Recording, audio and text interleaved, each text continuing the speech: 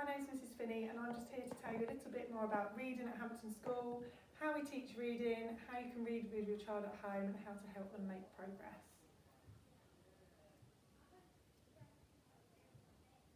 So the aims of the session are just to talk about the skills for reading and to show you how we teach reading at school, just to give you some little ideas to try at home with your child and just to offer you a bit of support and a few more ideas really.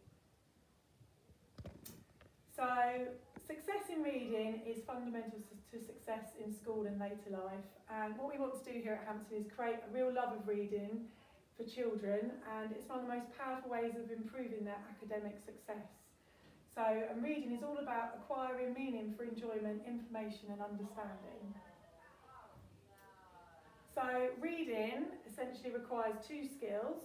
So it's phonics and word recognition, which is the ability to recognise words presented in and out of context, the ability to blend letter sounds, which are phonemes, together to read words, and it also requires the understanding. So some children read very, very well, but when you ask them questions about the text they just read, they're unable to answer them. So it is about those two things going hand in hand.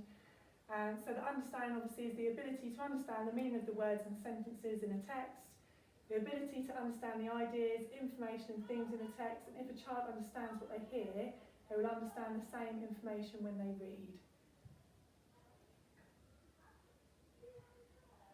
So reading book band colours. So the reading books in foundation stage and key stage 1 are bounded by a colour sticker.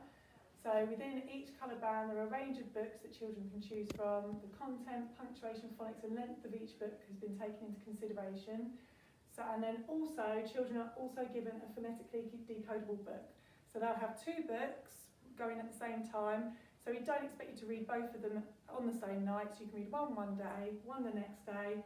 And the coloured ones initially will be books that you read together. And then as they get more confident, then they can read them more independently. And the ones that they can decode, the phonetically decodable ones, are ones that they can try by themselves and have a little go.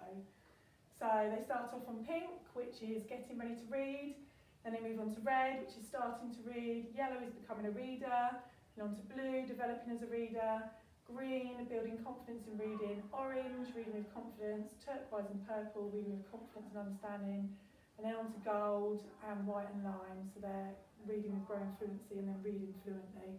And then once they get to sort of to being fairly confident with their reading, they may well move on to something called accelerated reading, which is something which we use in year 2, from the start of year 2 and into year 3 and beyond, for those children that are able. So we often get questions from parents regarding reading. So one of the really, really common questions that we get asked is, why has my child read this? My child has read this book, why have they got it again? So it's really important that children revisit texts regularly. It might be a book that they really love reading, so they want to read it again, so who are we to say they can't read it again? And also some children just enjoy that familiarity of having a text that they've already read. It doesn't do them any harm to reread the same books a few times. So if they choose the same book, we generally let them.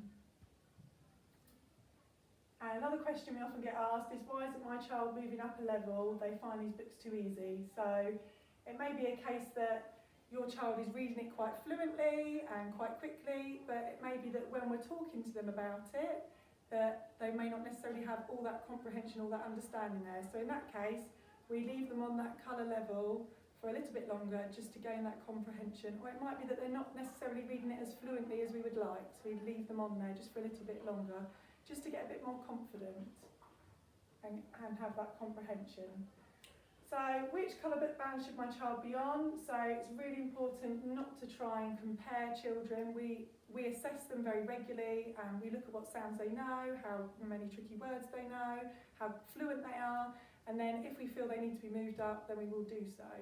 So some children move through the book colours very quickly, other children take longer, or some go up very quickly at the beginning and then go a bit slower. So they don't go, it's not like that.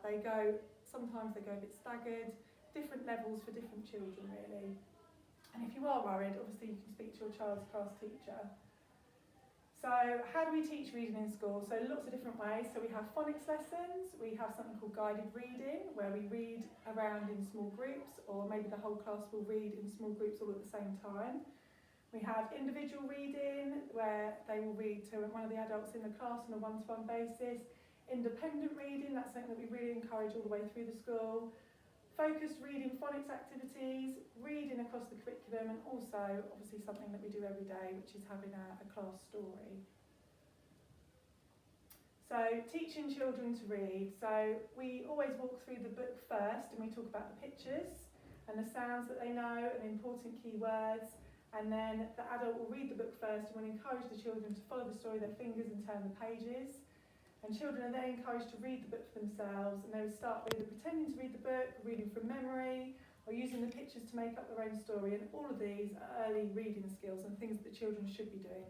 So please, when they're starting to read, don't cover up the pictures, because it's really important for them that they use those pictures as clues to help them work out what the words are. And when children start to recognise letter sounds, they're encouraged to sound out the words and blend them back together. At the end of year 1 and starting into year 2, children move towards a whole class approach during guided reading sessions.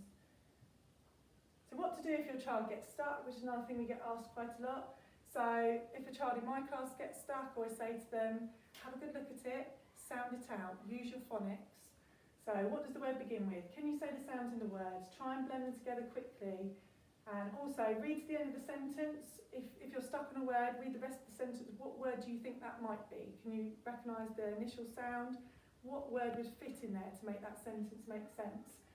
What is the text about? What might fit here? Does it sound right? And look at the picture for clues. That's another thing that we tell children to do often. Look at the picture. What's happening in this picture? What do you think that word could be from looking at the picture to help you? So if you're going to use these strategies at home, so they might read, John let his pet frog go, it's something across the grass. So if a child got stuck on that word with the asterisk, you might say, oh, what's the first sound? And then, so they get the first sound, the H, the H, it hops across, it's something across the grass. What would make sense? It's hopping across the grass. So they might say, it hopping across the grass, and you might say to them, does that sound right? Doesn't sound quite right, does it? What would make sense? It hopped across the grass. Well done, you've got that right. It's all about them just gradually trying to decode it and using the clues to read the sentences. So hearing your child read, so when you do that at home, choose a quiet time and give your child your full attention, and also give support if required by using the strategies from earlier. So phonics, picture clues, does it make sense? Read the end of the sentence, see if you can find a word that might fit there that makes sense. Is it that word? Explain the meaning of new words to them, that's really important. Talk about the text using open-ended questions, and also praise. We want children to enjoy reading, we don't want it to be a chore, we don't want it to be something that they don't enjoy. It's all about making it really enjoyable for them, making that time for them, making it special as well. So reading to your child, which is just as important as hearing your child read. So introduce your child to different types of books, so comics, joke books, fiction, non-fiction, chapter books and poetry books. Read them a book from your childhood. So I've done that with my children, read them my favourite books from my childhood. Read slowly and with expression, so do funny voices or different characters. It's all about making it fun, making it interesting for them. Follow the words and read using the pictures. And talk about what is happening or might happen, or you even leave the story on a cliffhanger, leave them wanting more. So understanding comprehension, which we touched on a little bit already. So that is finding the information on a page and being able to find information that is not on the page, so looking for clues.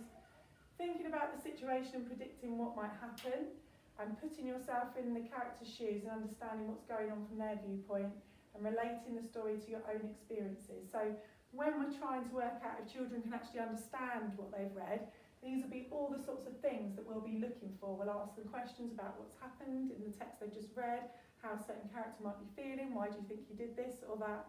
So all of these things is about how well they've understood what they've read. So reading in 4 easy steps. So pause is the first thing, let them have a go, although it's really tempting, even I find it sometimes really tempting to just get in and either sound it out for them or sound it out or say to them what to do. You need to try and let them pause and have a little think about what they're going to do. And then if they don't do it, then say, oh, use your phonics, sound it out. You can get them to do one of those things next. Praise is the next one, so be specific. Say what it was that they did really well. Wow, I really like the way you sounded out that word there. Or you can read that word a minute ago and you remembered it from the last page where we got stuck on it. Well done. Prompting, so what could it be? Read from the beginning and get your mouth ready for the first sound. Does it look right? Does it sound right? Make it sound like talking. And support, obviously. So learning to read is not a test. If they're struggling, count to 3 in your head and then tell them the word if they can't work it out for themselves. So, like I was saying before, enjoy reading at home. It's so important. Make reading visible. Have books available at home. Have a bookshelf in your child's bedroom. Just make it enjoyable for them. Share books every single day, so you should be making a time for them to read books to them. Practice their phonics and their tricky words at home. And boys need to see that reading is something that men do as well. Talk about books. Sit and listen when they're talking about books or what they enjoy. Respect choices. Don't make children finish a whole book if they really don't want to. And praise, praise, praise. So make it really enjoyable. Stick a chart if they read their book really well. Maybe a small treat if they're trying really, really hard.